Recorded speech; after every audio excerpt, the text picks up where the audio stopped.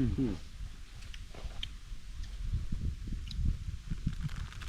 ำอะไรเก็บน้ำไปแล้วเงยคักเงย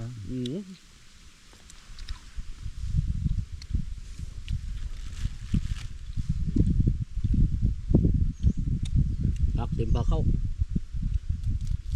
ก็ยากละมั้ย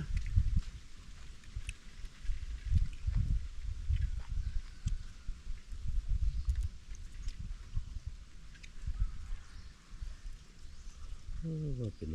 ป่านว่าเลยนะยึดนี่กูยันจากเลี้ยวอยู่อ่ะแม่เลยแค่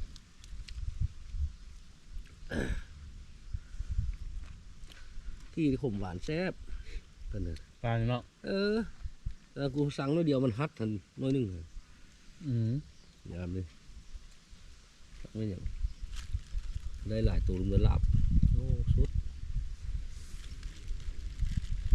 กู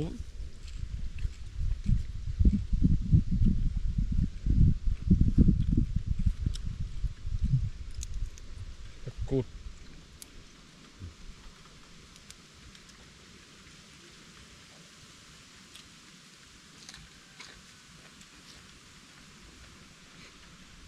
ลองเพาะไอ้เรามาถึงนี้คนแรกคนลงของ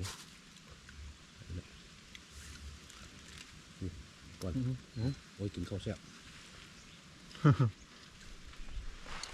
คักบ่เราเอาวะบ่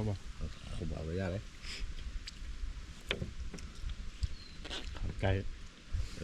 น้ำยาล้างท้องมึงก็ไปเจ็บเตี๋ยนี่ไปเจ็บเลยทีบ่ได้เจ็บ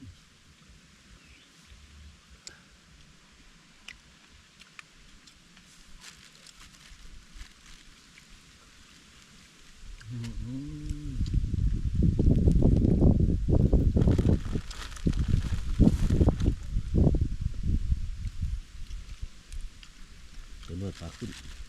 ว้าว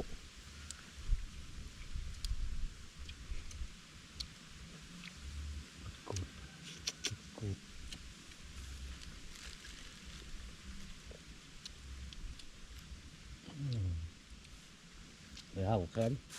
มาไปค่อยว่านี่แหละเครื่องปลาลงบ้างโอ้มันได้หลายมาเห็ดปลาปีมาเห็นเอาปีโลดวะมันเฟสมาเช่นเฮ้ยน้องบอก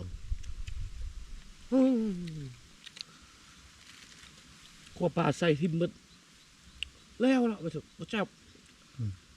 บุไข่ปีนเลยสิมึงไข่ถุ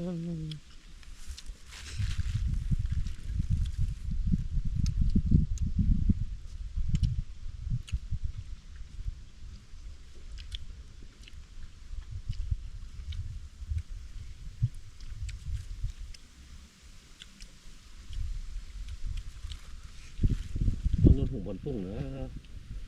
เงินถุงพุ่งพันนะ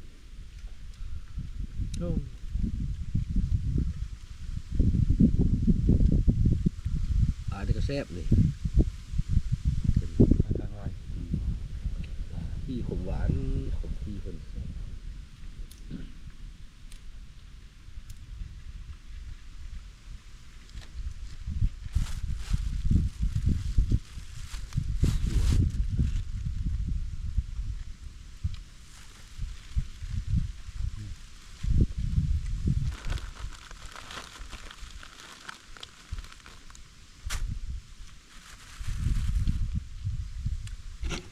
เท่าก็4